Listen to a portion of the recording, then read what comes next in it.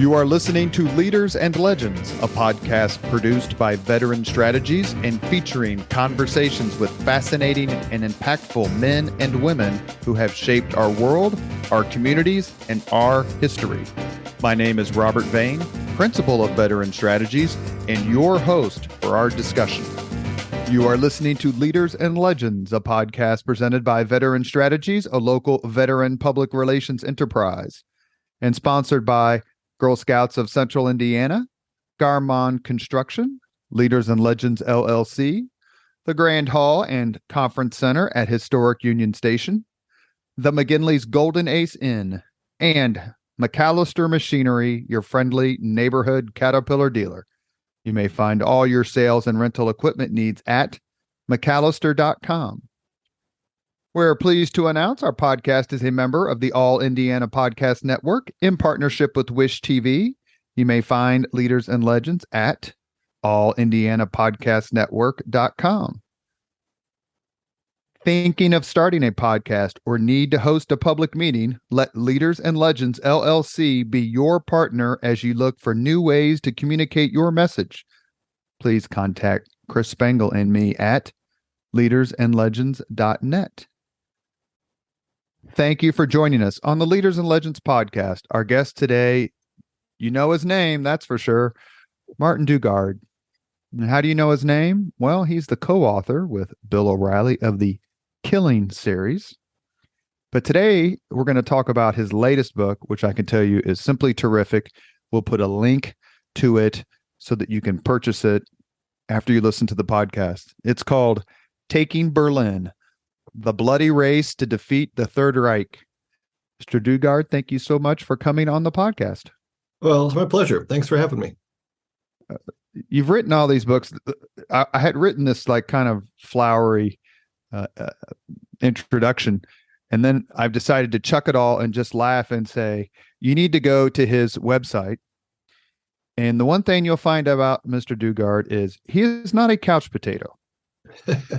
Between electric shock and running the bulls and various other things, he's been around the world. And that came through to me, that came through in your book, that you were able to do in a really succinct and helpful way to put the perspective of the world into why this race to Berlin took place. So first, let me ask, why was there a race to Berlin on behalf of the Western powers in World War II, basically against their Russian allies or Soviet allies? And why was this race important? Oh, good questions. Well, you would think that with the Soviets being our ally, that we wouldn't have any competition, that we would all just work together to get there. But the Soviets were already sowing the seeds of what would become the great Soviet post-war empire and the Warsaw Pact nations. The Soviets have been invaded so many times and devastated by the many invasions that they wanted to get a series of buffer countries around them. So, Poland and, Bulgaria and, Yugoslavia. But going back to the race to get to Berlin, everybody just wanted to get the war over. After D-Day, everybody was predicting the war would be over by Christmas, and people just wanted to crush Hitler as soon as possible. But it didn't work out that way, especially after the fall of Paris. Things kind of fell apart as far as the pace of the adventure. And Patton and Montgomery got hung up on the Western Front, right on the German border. The Soviets were pushing into Germany after Operation Bagration, which was their version of D-Day, which was this massive invasion. But the Germans weren't defeated, as we saw at the Battle of the Bulge. So that I like to say that the last 9 months of the war laid the foundation for the post-war world and even the world as we know it now. But it was supposed to be a cakewalk, and instead it turned out to be some of the most vicious fighting of the world of the war. We have several interesting personality studies, character studies as part of your book, and I'd like to go through those quickly if we could, and then start our own race to Berlin. If you look at the cover of your book, the most prominent face is 4-star General George S. Patton. Most of us maybe we've read about him, but clearly a lot of our opinions about Patton are formed from the movie. What did you think about when you were doing the research? Like, this guy is actually the way George C. Scott portrayed him. And why was it important for Patton, in your view, not to make you an amateur psychologist, but to get so much glory? Oh, well, first of all, historically, the movie Patton holds up really, really well. I mean, it's when you go back through, after having written about Patton in, I think, 3 or 4 different books, that movie really holds up well. What most people don't know is that Patton didn't have that George C. Scott gravelly, low voice. He actually had a very high-pitched voice, and not girly, but in a higher register. And so, for him to command respect despite that high tone shows that he had a gravitas towards him. I don't think Patton was really as much of a glory hog as people think, but I do know that he had trained his entire adult life as a warrior, West Point graduate, stayed in the Army after World War I at a time when his career was going absolutely nowhere. And he realized that World War II, and in particular, the advance from the Normandy beaches where he wasn't in the D-Day invasions, but from the Normandy beaches all the way to Berlin, he knew that this was his last shot. He was never going to see a war on this scale ever again. He was a big fan of armor. He was part of the armor contingent that gathered secretly in May 1940 to kind of shove the cavalry out of the U.S. Army and let the tank people take over.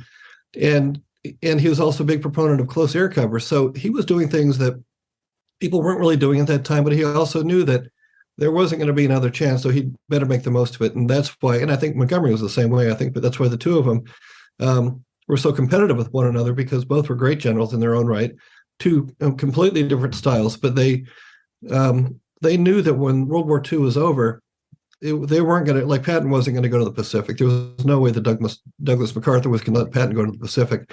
And which is in the movie. Scott says that there's no way he'll let me over there. Yeah, no, there's and I think MacArthur is a vastly inferior general. So just my opinion, but that's all right.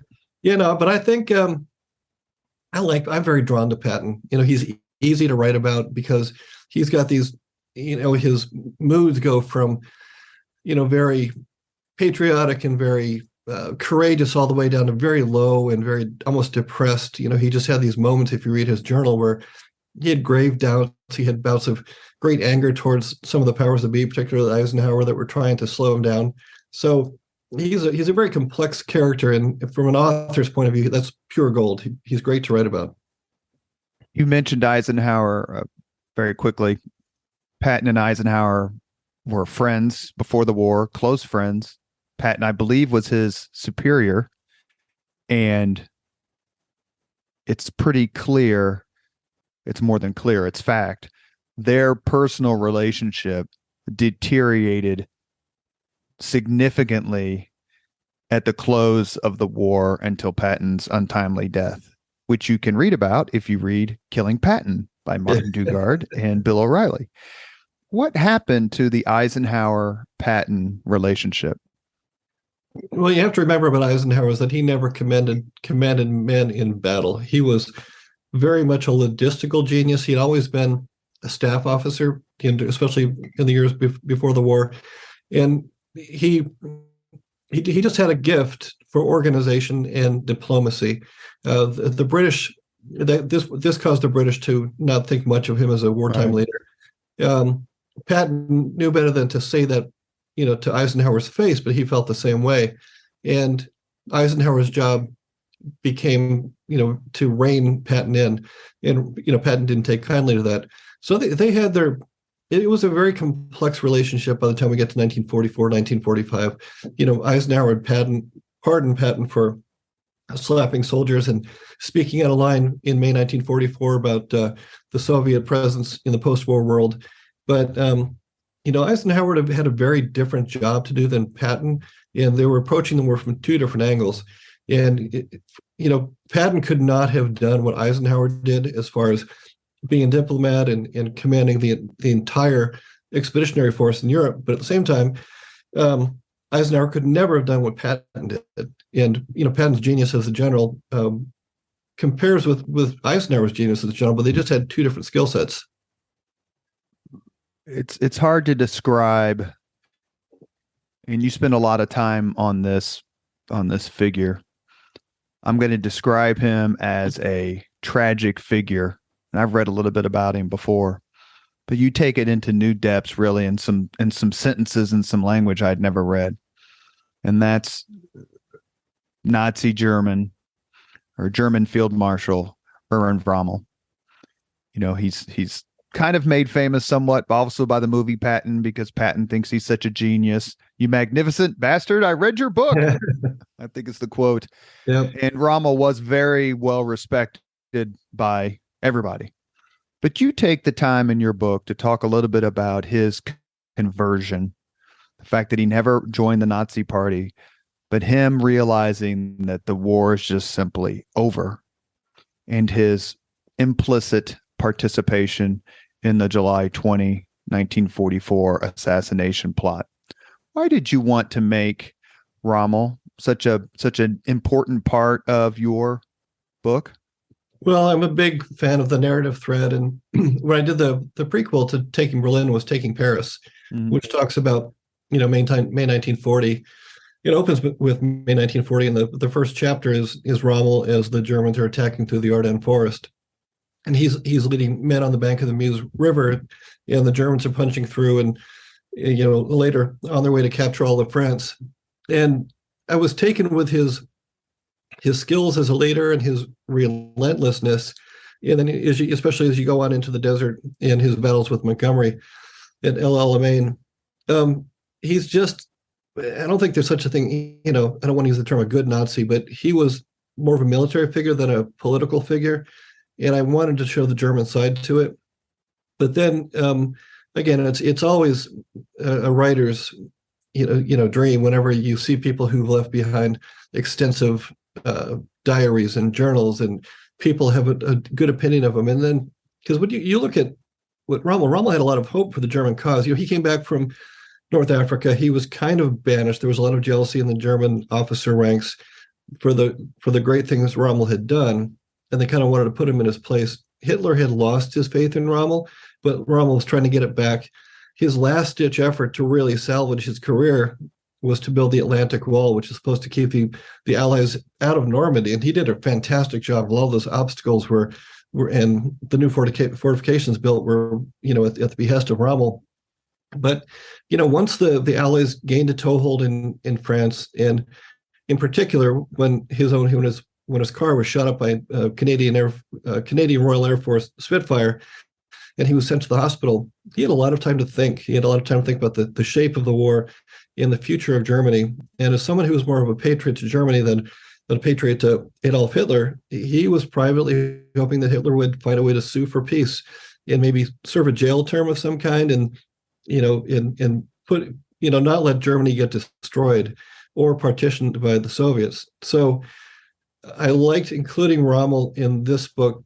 And what was nice was that, when he was sent home after he was injured, was the time he spent with his son Manfred, and the fact that by talking to his son, he could voice a lot of the doubts and fears that he had that you would not normally hear a general say, because if he said it to another individual, it might get back to the powers that be, that, and he could be convicted of treason. Instead, he was able to have long philosophical discussions with his sons about warfare and the shape of warfare and the shape of post-war Germany.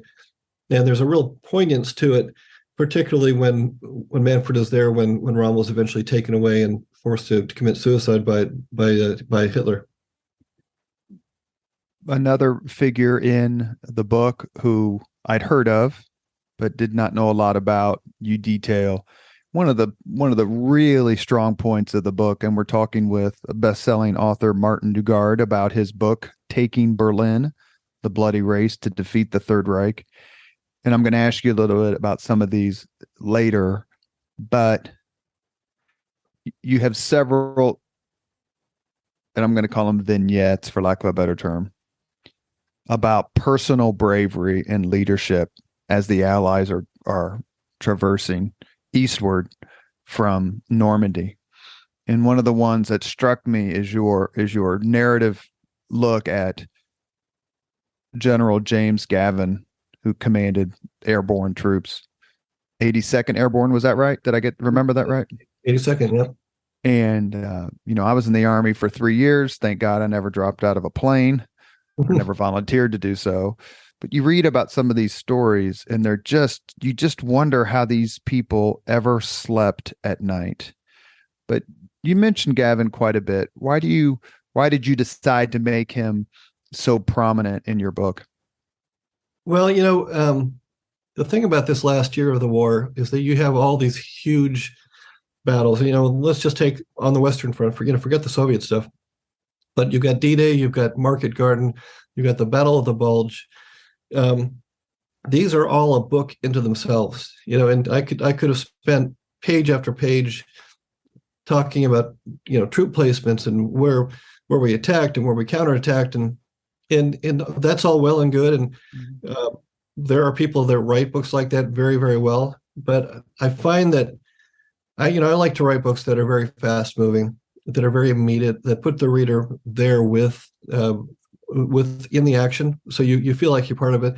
And the best way to do that is to focus on the individual instead of the overwhelming, numbers of people that are on a battlefield. So in the case of Gavin, he's a great guy to write about because he dropped onto Sicily, he jumped into Normandy, he was the first out the door all the time. He jumped in Market Garden, he led men in a famous crossing of the Wall River that we saw in the movie A Bridge Too Far. And on top of that, he was 37 years old. He was a 2-star general at 37. He was a kid who'd grown up as an orphan and, raised by adopted parents, got himself through West Point and rose through the ranks and was a superior leader of men. And it was just great to weave him into the story. So, with Patton, you have armor. With Gavin, you have the emerging airborne unit, which was not a thing before World War II. We'll probably talk about Martha Gellhorn in a bit. I like having a journalist in there, but I'll tell you about that in a bit. But it's just nice to have these different facets of individuals see the war through their story. And it kind of helps propel the action along, because if you have a guy like Gavin who jumps on D-Day, and then, that's June 1944, then you have Market Garden, which is September 1944. He's at the Battle of the Bulge, December 1944. Is about to be in Operation Victory that would have been the drop on Berlin that never happened. So you have this narrative thread. I can just poke him into the narrative as in the real-time action that paralleled what happened in the war. So worked out very well in that respect. I confess I had never heard of Martha Gellhorn. I had heard of her husband, who is Ernest Hemingway at this time during World War II. You mentioned wanting to have a journalist in there. There are lots of men, quite frankly, you could have chosen. She certainly comes off as having as much moxie as anyone else you describe, except maybe the people who are rowing past rivers and charging machine gun nests. Why did you choose her? Tell us a little bit about her, A, and B, why did you choose her? To tell you the truth, I wanted to put Hemingway in there. So it would have been great because we would have had, the cover of the book would have been, Gavin and Patton and Churchill and Hemingway. I mean, these, other than Gavin, three of the four of those are very iconic individuals. But to tell you the truth, Hemingway was kind of a shit during the war. He got a lot of fame for liberating Paris, which he did, but he really wasn't the character I was looking for. I didn't find him consistent. He wasn't in the war long enough. For instance, Martha Gellhorn, his third wife, who was a great journalist in her own right, she wanted to get to D-Day so badly, then they weren't allowing women to go on land, that she stowed away on a hospital ship and helped tend to the wounded and actually went ashore at night to look for the wounded bodies to take them back to the hospital ship. Whereas Hemingway watched the landings on a naval vessel, miles offshore. Two different ways to get to the story. And, afterwards Hemingway went back to his hotel, whereas Gellhorn continued traveling around the European theater. And just like I said with Gavin, where Gavin was in all these different operations, well, Gellhorn pops up at all these things too. She's at D-Day, she's at Market Garden, she's at the Battle of the Bulge, she's in all these places. And and then as I began to read her writing and I got to know her as a character, I developed a profound respect for her courage. And some people have read the book and they're saying, why would you put a woman in a war zone? It's because she was in the war zone. She was in the war zone. Yeah, I was just going to say that. Yeah. She wasn't on the periphery. She was in there. Absolutely right. When I was doing the research, I found her house. She had a flat in London, in the Chelsea area, and it was raining. But I found her place just to say that I'd been there. But it was pouring rain, so my wife and I took refuge on her porch, which was covered. And the person who lives there now came home and found us sitting on their porch, and we just explained we're there to sit out in the rain. But I got this connection with Gellhorn. I mean, I realized that by sitting on her porch, I was sitting in a place where she had walked through day after day, and she'd used the same handrail and pushed open the same door. It was kind of cool, just to kind of get that connection with the character. Not to be a complete spoiler, but she and General Gavin commence a love affair.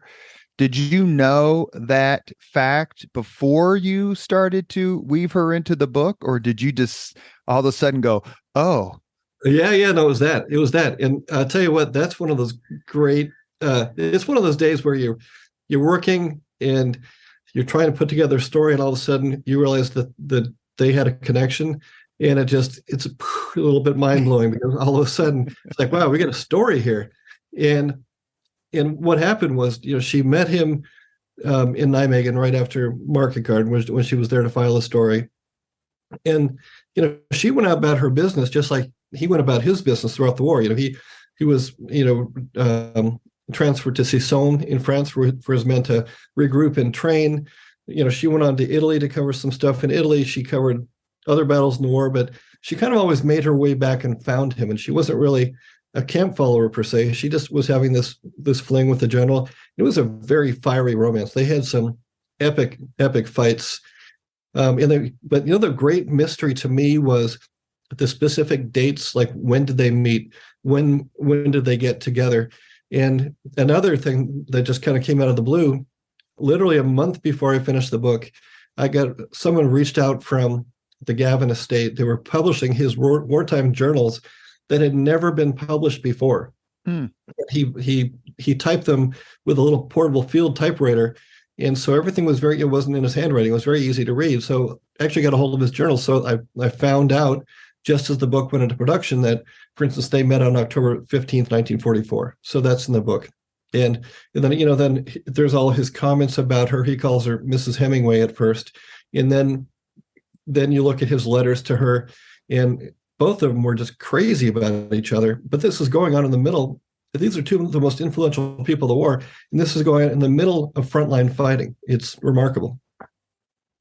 You start your book with Normandy and the planning for the invasion and how it took place. I read a terrific book, I believe it was by Craig Simons, about just the logistic plan, operational plan for D-Day, everything they had to do to actually make it happen. I stopped reading your book, got on my desktop computer, and just watched Saving Private Ryan again. And it helped me get in the mindset of what you were describing. And then I'm glad I did, because some of your descriptions of what the men went through and endured are the best that I've ever read. Thank you. Normandy, you said it a few minutes ago, take the Russian front out of it, which is just almost incomprehensible in so many ways. But Normandy, we look back now, well, of course they invaded France. They've been trying to. Of course they overwhelmed the Germans. And to quote the Duke of Wellington, it was a near-run thing. How close did the Normandy invasion come to failing? Well, I think if Rommel had his way, and he'd had more Panzer divisions sent to Normandy instead of Calais, and even after the invasion, Hitler was convinced that that was a feint, that the main invasion was going to come at Calais, I think it would have been a much different battle.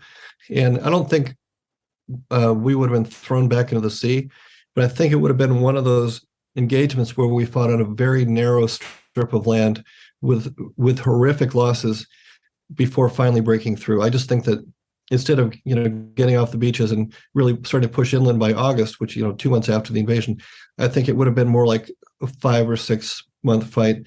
Actually, very much like Montgomery went through when he was supposed to capture Cannes, which is a small city right off the Norman coast, and he was stuck there for months.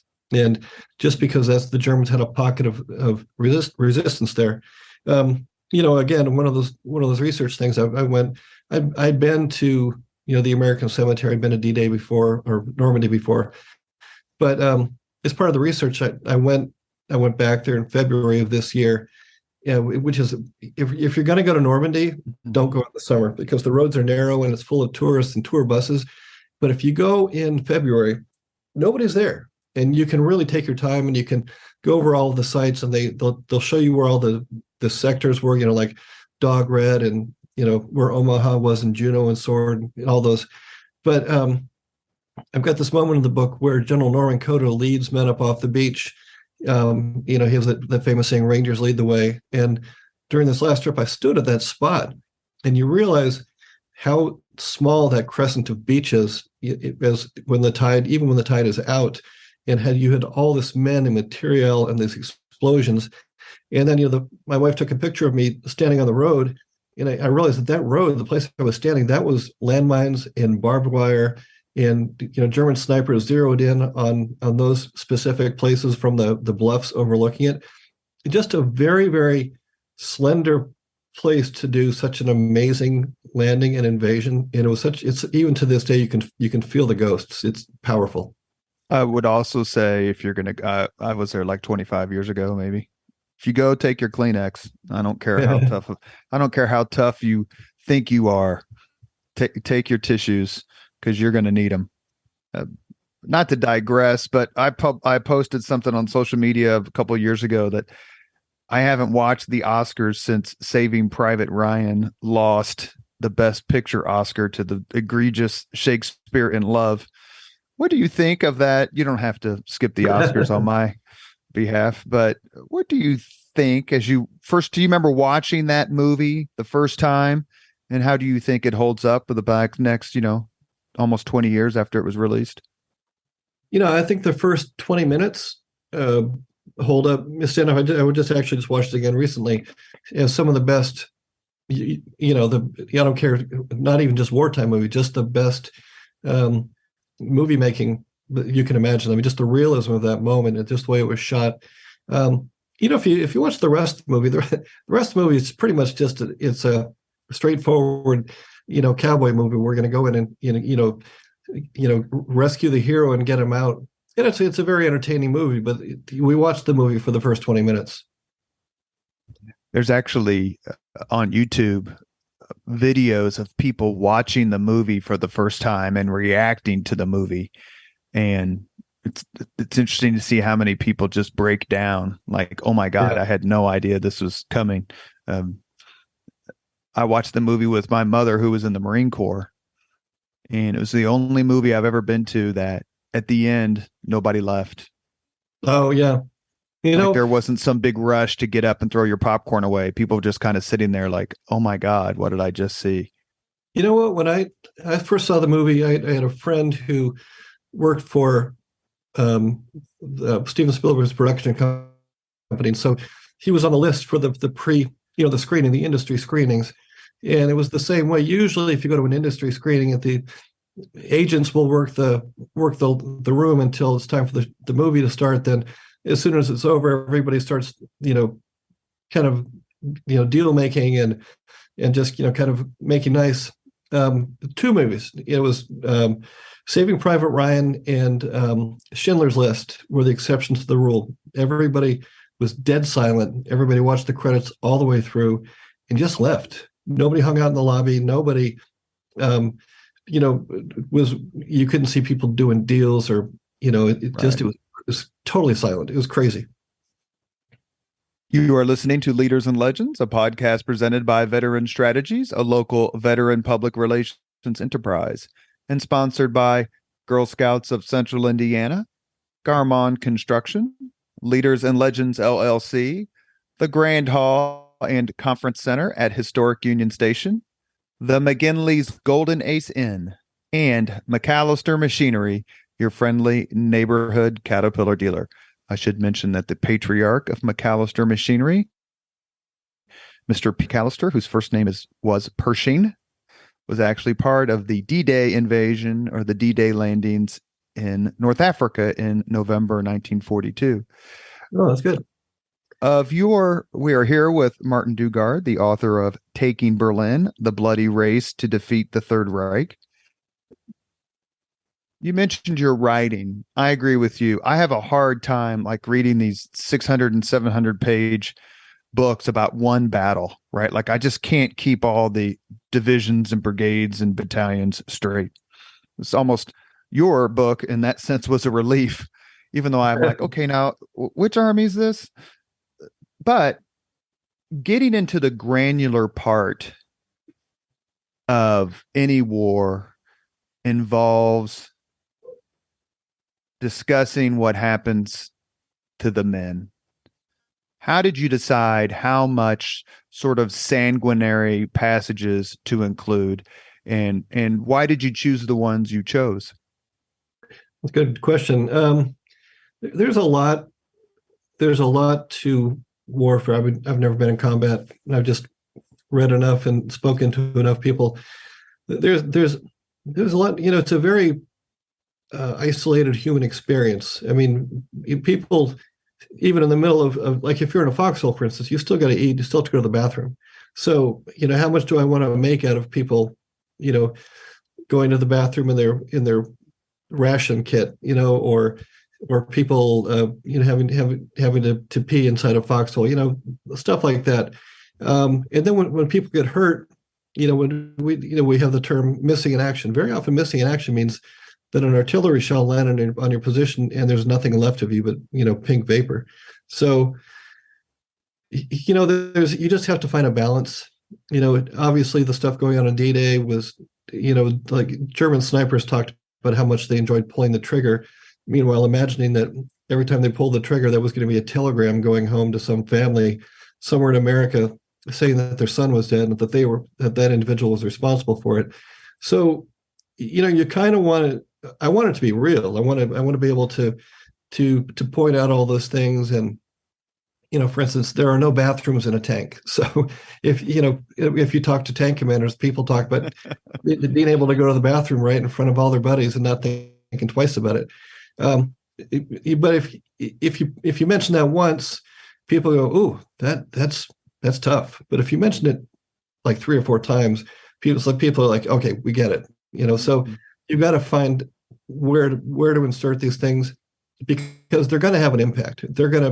People will remember those moments, but you don't want to be known as the author who talks about people becoming pink mist. That's just not. There's too much at some point. Let me say for those of you who haven't read the book but will read the book that Mr. Dugard strikes the balance really well. He throws in just enough sort of, oh God, I guess they would have to go to the bathroom, wouldn't they? Along with descriptions of combat. My son Joshua did 2 tours in Afghanistan as 11 Bravo, 11 Bang Bang combat infantryman. And I said, I asked him one time, how would you describe it? And his response was, I'd rather not. Oh, yeah. And so were there any particular acts of bravery? You described so many of them in the book, including several mentions of Medal of Honor recipients. And we've been lucky enough to have a Medal of Honor recipient on the Leaders and Legend podcast, and that's Sammy Davis here from Indiana, who received his in Vietnam. Actually is the inspiration for Forrest Gump. In the movie, when you see Tom Hanks getting the Medal of Honor from President Johnson, it's actually Sammy Davis with Tom Hanks's head on his body. Were there 1 or 2 acts of bravery that you encountered and detailed or chronicled in your book that just left you agape? Like, how in the hell did this guy survive? Or even if he didn't, where did he find the courage to do what he did?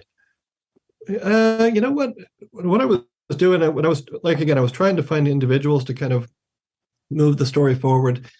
And I wanted to keep it, with, for instance, Patton's with the Third Army. So I wanted to highlight moments of courage within the Third Army. So I looked up Medal of Honor recipients who were part of Patton's Third Army. And so I had two individuals in particular, and Bud Hawk was one of them, who was a guy who just did this crazy thing during the Battle for the Falaise Pocket, where he basically served as a artillery coordinator for two, tank destroyer companies, shooting at the Germans, but put himself out in the open and continued to fight even after the battle was almost done. It was just crazy brave stuff. And the cool thing about these things is that a lot of these World War II guys who got the Medal of Honor recorded their story on video, and you can find them if you look online. A lot of YouTube stuff. They hear these guys talk about what they did, and they're really just normal guys. They're just people. They all became UAW members after the war, right? Yeah, right. Yeah, build the post-war American world. They were the guys. They had a can of Bud, and they had the hat on, and all that kind of stuff. Hey, speaking of, I've got to ask you just off. Now, where in Indiana are you? Indianapolis. Oh, okay. My dad was stationed at Bunker Hill Air Force Base, which became Grissom Air Force Base. Grissom, yeah. Yeah, so we lived there when I was a kid. So my dad used to fly B-58s. It was, but anyway, that's. Oh, yeah. It's so, you mentioned that about the combat vets, and I was Sammy Davis. He's very matter of fact about what he did, and then you read about what he did, and you're like, how do you sleep? Like, how do you possibly function?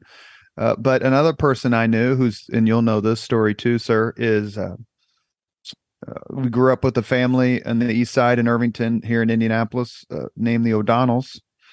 And the patriarch of the O'Donnells, James O'Donnell, was on the USS Indianapolis. Oh, no kidding. Wow. And we were all just petrified of him for lots of reasons. Matter of fact, I tell the story. My brother was his newspaper man and never collected from him because he was too scared to knock on the door. That's funny.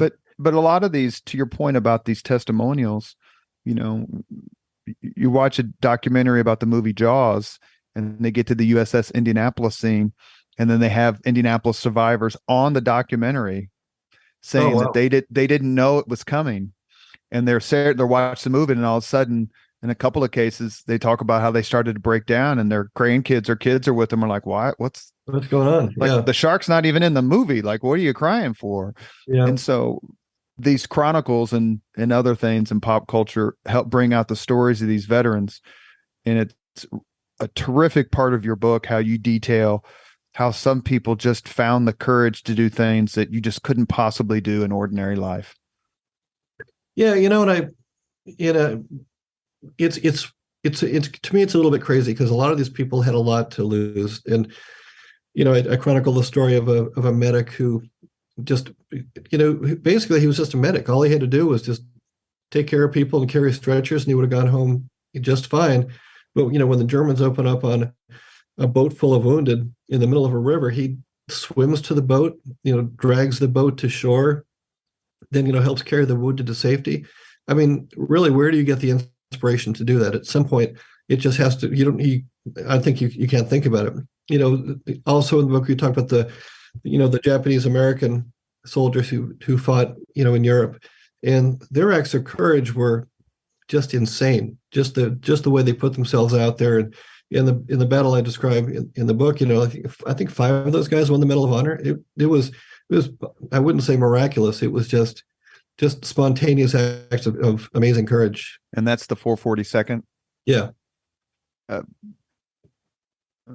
Looking at it from a geopolitical, sort of a larger context, did the United States, did the Western Allies make a mistake by not emphasizing and prioritizing the taking of Berlin? And do you think if Eisenhower, or not Churchill because he was screaming, if Roosevelt and Eisenhower had a chance to do it over again, they would make the same decision? I don't think they would. It's interesting. I talk a lot of in the back of the book. I mentioned that what Putin is doing in Ukraine. Roosevelt got played by Stalin. Roosevelt was the most political individual you can imagine. And yet, when it came to dealing with Stalin, he believed that this ruthless, barbarian dictator was going to do the right thing.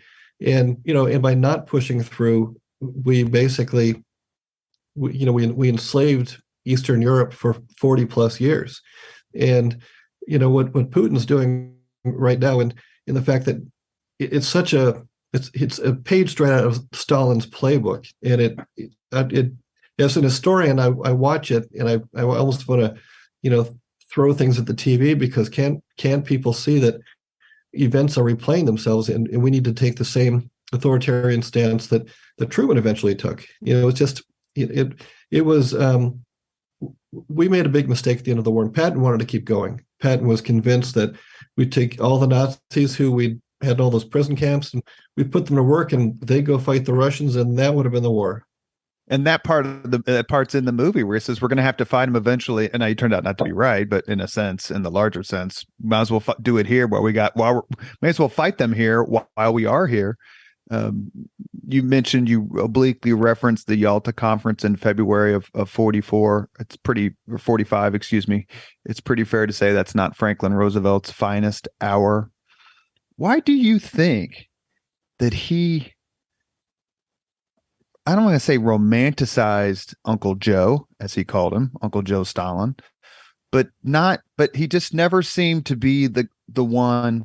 And it's clear in any book that you've read about Stalin, any book that you've read about Yalta, that Stalin clearly treated Roosevelt differently than he treated Churchill. A whole different level of respect, for sure. But it just surprised me that Roosevelt didn't go, well, Stalin's probably killed as many of his own citizens as Hitler killed Soviet citizens. So we probably can't take his word for things, but yet he did. He did. It was, you talk about that balance, everybody knew, and it was sad. Churchill was working so hard to keep Britain in the mix as one of the relevant nations as a global power. But everybody knew, Roosevelt and Stalin knew it was going to be America and the Soviet Union in the post-war world. We propped up the Soviet Union with Lend-Lease. We're the reason the Soviet Union still existed. And I think naively, and it's hard to use the word naive when you talk about Franklin Roosevelt, that he believed that he could deal with Stalin, that that Stalin would not be an issue after the war. And gosh, if you go to some of the, like for instance, if you go to Budapest, in the War Museum in Budapest, there's a special section dedicated to all the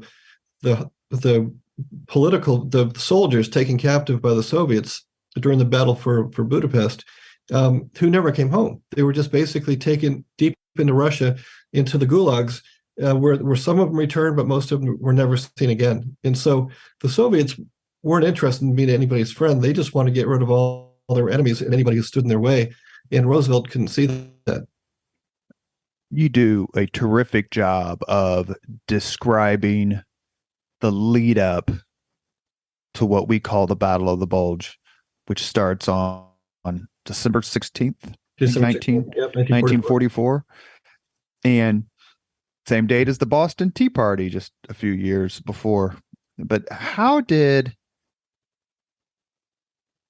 Patton get that right? I know the answer because I read your book, but I would like for you to describe this amazing bit of military intelligence on behalf of Patton's staff. Again, to reference the movie, there's the meeting where Patton says, I can attack with 3 divisions in 48 hours or something. And everybody looks at him like, are you crazy? And the Carl Malden playing Omar Bradley goes, I'd give myself a little leeway if I were you. And Patton just replies, my staff's already worked out the plans. Yeah. And so to read it in your book and put the two of those things together it was mesmerizing. Well, Patton was a huge believer in the power of intelligence. And Oscar Koch, who was his intelligence officer, his G3, he basically had spent a lot of, he was at the forefront of modern military intelligence. He interrogated prisoners. He looked at maps. He knew every river. He knew every production. He looked at train schedules and saw which trains are going where from which factory to where. So he knew where the German troops were. He knew where they might be. And long before the Battle of the Bulge, he noticed I think it was back as October, that the Germans were once again massing forces near the Ardennes Forest, just like they did in May 1940. But he just couldn't find them. And so he told Patton, he said, look, Patton was supposed to do a completely different operation going due east.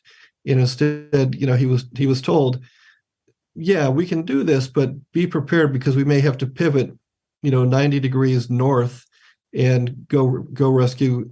It turns out it was a Bastogne where he had to rescue people.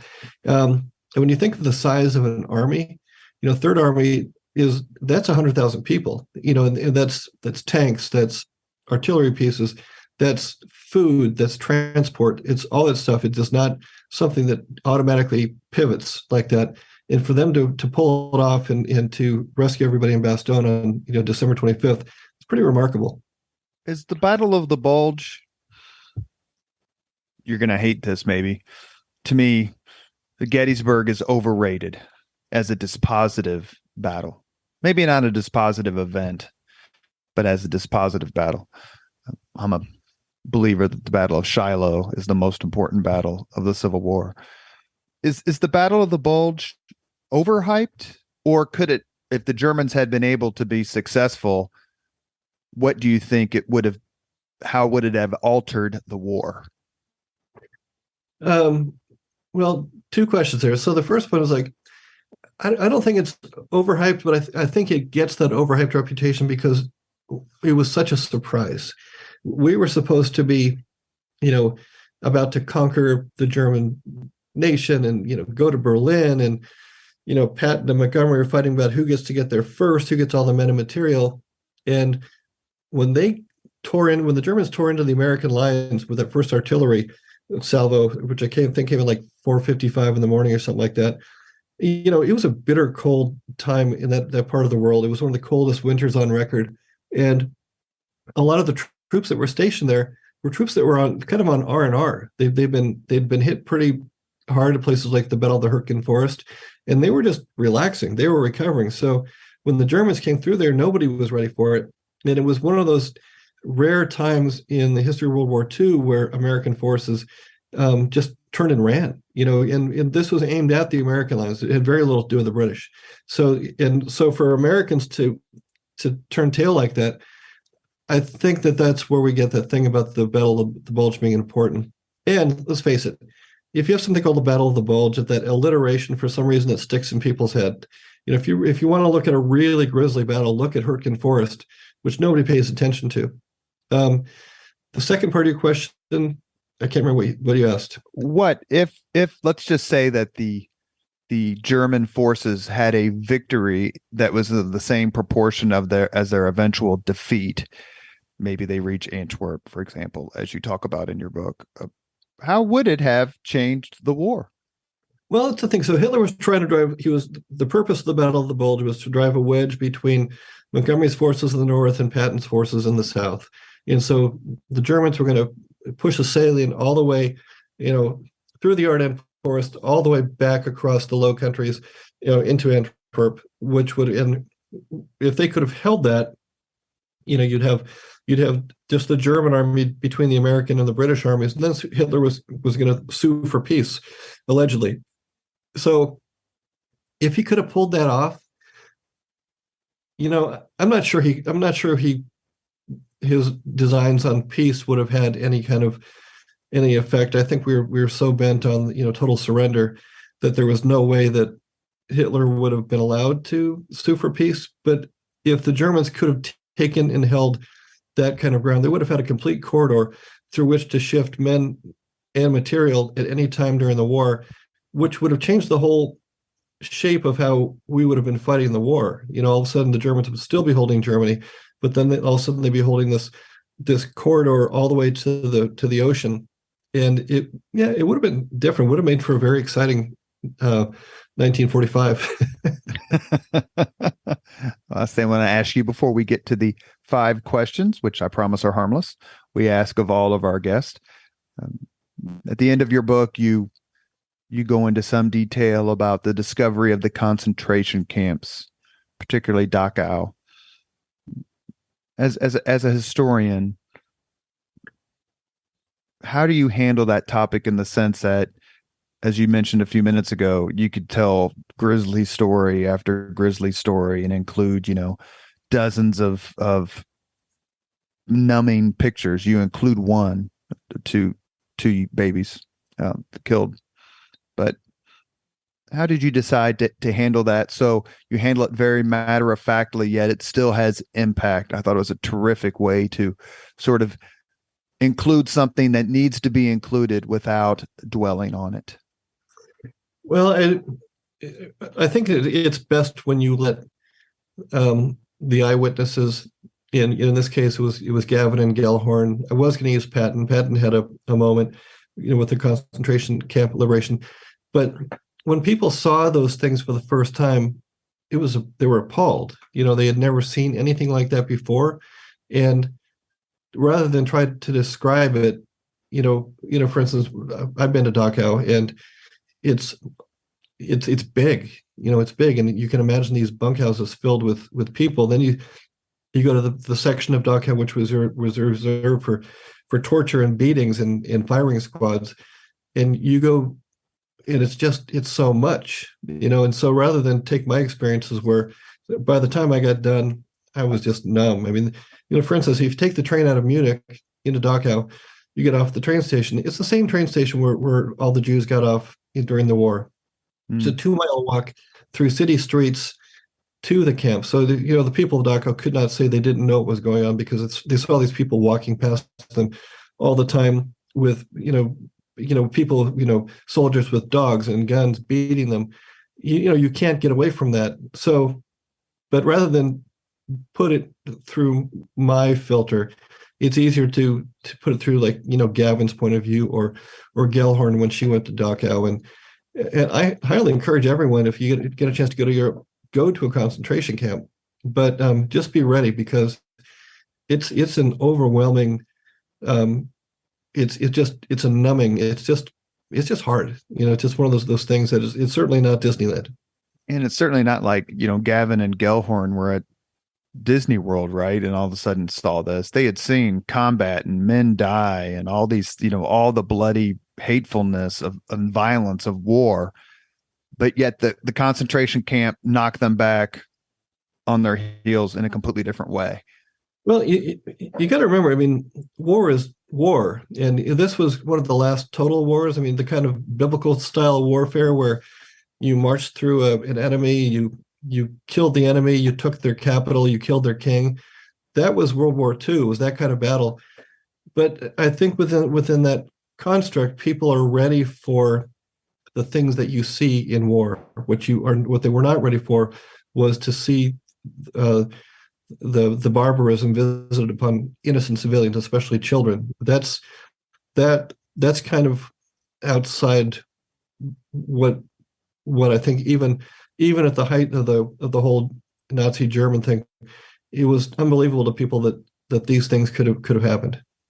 A great reaction, if you read his biography or books, is Eisenhower, who wrote back and said, "You've got to see this." When he saw the concentration camps, he wrote back to DC, his superiors, and say, "No, you have to come see this. You have to know that this happened, because if we don't, then they'll say it never happened." Right.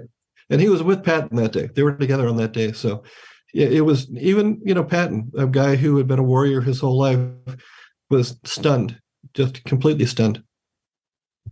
We've reached the point in the Leaders and Legends podcast where we ask the same 5 questions of all of our guests. Martin Dugard, are you ready? Let's go. What was your first job? I was in high school. I was a summer camp counselor. What was your first concert? Ted Nugent. Hey, that's pretty good. Lakeshore Amphitheater, Marquette, Michigan. Yep.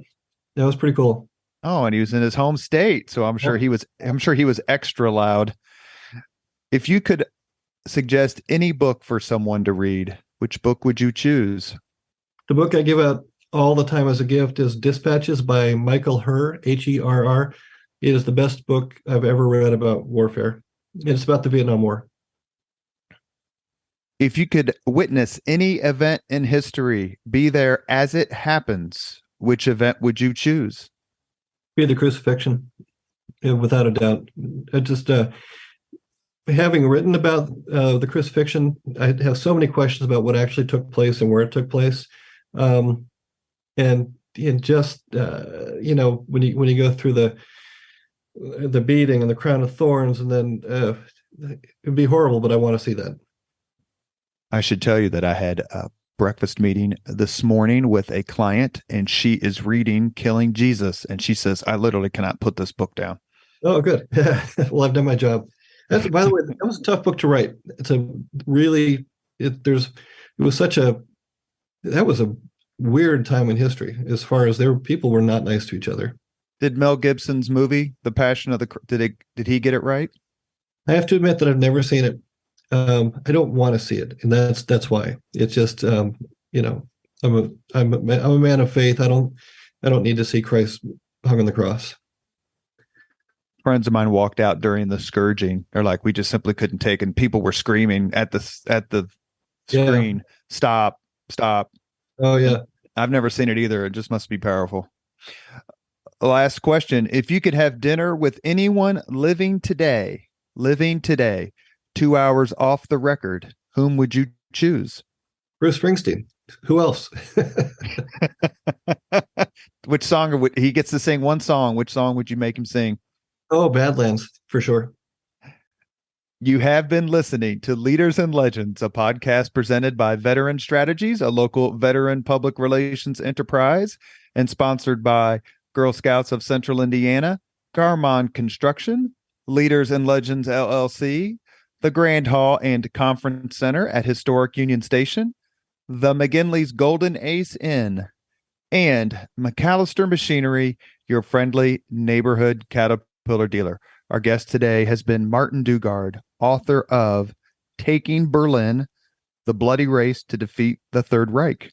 You will notice Mr. Dugard is also the co-author with Bill O'Reilly of several of the killing books that have sold literally millions of copies. Your Taking Berlin book is terrific. I learned a lot. Very, very happy to have you on the podcast and grateful. Oh, thanks. I had a great time. This has been a great conversation. Thank you. Thank you very much for listening to Leaders and Legends, brought to you by Veteran Strategies Incorporated. If you want to contact us about this program or our menu of public relations services, please send us an email at robert@veteranstrategies.com. That's robert@veteranstrategies.com.